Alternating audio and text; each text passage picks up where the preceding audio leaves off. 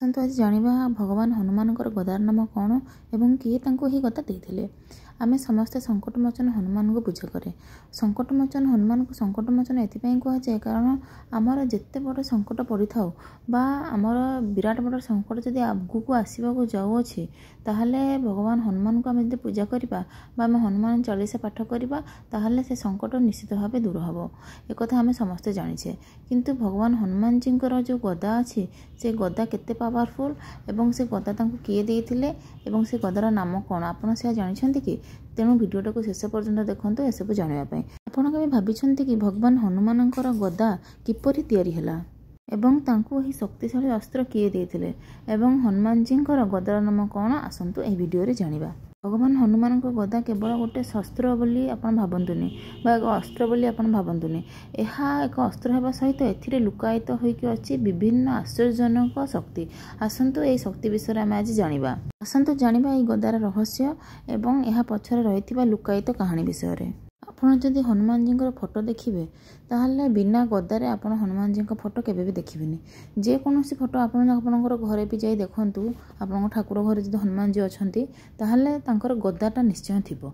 हनुमान जी बिना गदारे केबे मध्ये आसंतेनी। तेणु ए जो गदा ए गदाटा किपरि तैयारी हितला तांको से गदा किए देइथिले एवं से गदारे कौन माने एते शक्तिशाली पावर अछि से विषय रे आसंतु आज जानिबा।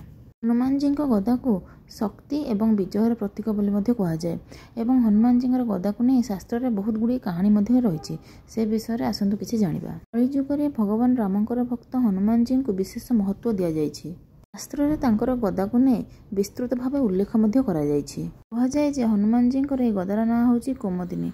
यह एक साधारण गदा नुहे एथिरे बहुत चमत्कारिक शक्ति मध्य अछि। हनुमान जी जो चमत्कारिता गदा यह भगवान कुबेर तांको उपहार देइथिले एवं भगवान कुबेर तांको कहिथिले जे एही गदा धरिकी हनुमान जी जे कोनोसी युद्ध रे जिबे सेथिरे से विजय प्राप्त करिवे। केवल युद्ध रे नुहे जे कोनोसी कार्य रे हनुमान जी जिबे सेथिरे से निश्चय जययुक्त हेबे बा विजय हेबे। एमिति कोनोसी कार्य नै जोटा कि हनुमान जी करि परिबेनी। एक कथा तो आपमे समस्त जानथिबा।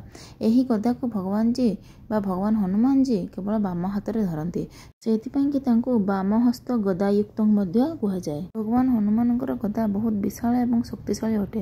यही गदा साहाय्य से बहुत दानव एवं राक्षस मानकर बध करिसेंती बोली महाभारत एवं रामायण परी ग्रंथ मानकरे विवेचना करा जायछि। दानव राजा रावण प्रासाद रे अशोक वाटिका ठारू आरंभ करी लंका युद्ध पर्यंत मानकर गदा चमत्कार साहस देखाइथिला।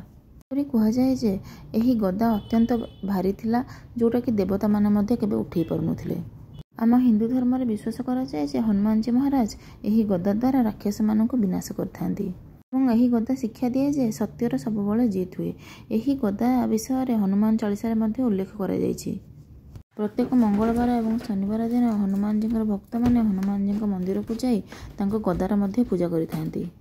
यही गदा तांको भक्त मानक पय सत्य एवं धर्मर प्रतीक मध्य कह जाए। वर्तमान वीडियो एतिके रहिला पुणी देखा गोटे नुआ वीडियो। जदि वीडियो भल लागला ताल चैनल को सब्सक्राइब करदेले एमती नुआ नुआ वीडियो आगो आपन देखा पाइबे। जय जगन्नाथ। ओम नमो भगवते वासुदेवाय। जय श्री हनुमते नमः।